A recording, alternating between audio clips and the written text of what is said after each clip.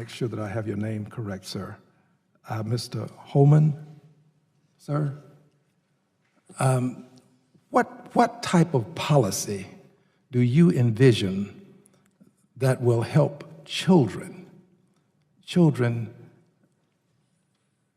who are fleeing harm's way with their parents usually or some significant person in their lives have the opportunity to be in a safe, secure, wholesome environment?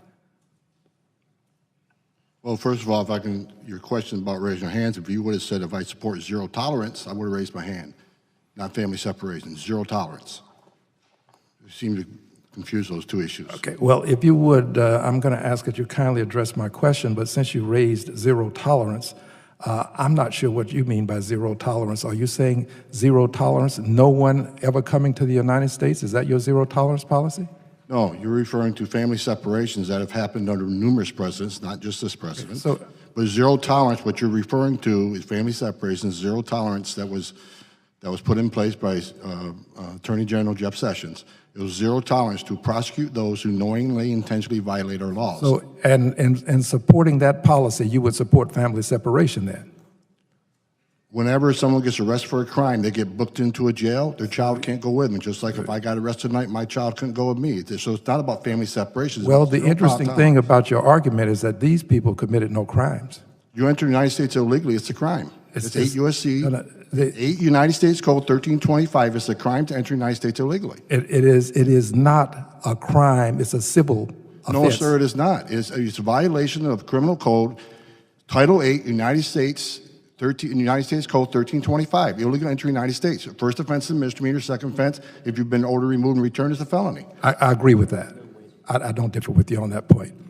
But today, Representative Al Green went head-to-head with former ICE Director Tom Homan in one of the most heated exchanges Congress has seen in years. What started as a question about protecting children fleeing danger quickly turned into a powerful back-and-forth. Homan's defense of immigration enforcement, family detention, and border security left no doubt where the strength in the argument was. Stick around until the end, and don't forget to hit that subscribe button for more breaking updates. Rate the children. If you have no option, if someone's being prosecuted and getting sent to U.S. Marshal's custody or to the local jail, the child can't go with them. That happens to U.S. families every day across the country. I think what we're seeing today could have been prevented if Congress was to close the loopholes we've asked them to close. I mean, we proved back in FY 14 and 15 when I worked for Secretary Jay Johnson, who I respect greatly, you know, he let us build family detention to hold family units in a family residential center long enough to see a judge, and it took about 40, 45 days. And most of them, 90% lost their cases, and we sent them home. And the numbers went down. It worked. So we're asking Congress, look, we've already proved this worked under the Obama administration. How come we're not doing it now? You know, so I think Congress needs to fix this loophole. Let us detain families. If they're really escaping fear and persecution and death, I don't see a problem in being in a family residential center with medical care, pediatricians, child psychologists on staff, 3 squares a day, 6 sets of new clothes, access to lawyers, access to families. These are open air campus facilities. If it saves a life, and that's what I've been testifying the last 4 times. This isn't just about securing our border. This isn't just about enforcing laws, it's about saving lives. It's about 31% of women being raped. If we close these loopholes, we're going to save women from being sexually assaulted. We're going to save children from dying, and we're going to stop bankrolling criminal cartels who are making millions of dollars a day because of the laziness of this country. Representative Al Green asked what type of policy would help children fleeing harm with their families find safety in the United States. But Tom Homan quickly cut through the framing, reminding everyone that the real issue was zero tolerance.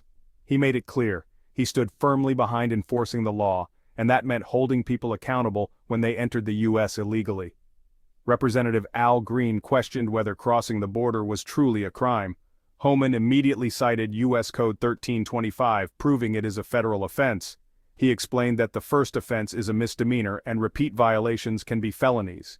His point hit home. When anyone is arrested in America, whether citizen or migrant, their children don't go with them. That's not family separation, that's enforcing the law equally.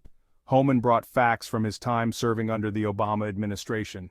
He pointed out that in 2014 and 2015, families were housed in residential centers until their cases were decided, typically within 40 to 45 days. The results spoke for themselves. Most lost their cases, were returned home, and illegal crossings went down. He stressed that these facilities had doctors, child psychologists, food, clothing, and legal access, far from the inhumane image critics often paint. Homan shifted the focus to the human cost of inaction. He revealed staggering numbers: 31% of migrant women raped, countless children dying on the journey, and cartels making millions daily. He argued that by refusing to close legal loopholes, Congress was not protecting families but exposing them to unimaginable dangers. His message was clear: enforcing immigration law saves lives. Representative Al Green accused ICE of misconduct, but Homan stood firm, backing up his points with decades of frontline experience and undeniable statistics. Every accusation was met with facts. In the end, Homan showed that this was not just about enforcement, it was about saving lives, protecting children, and stopping cartels from profiting off human suffering.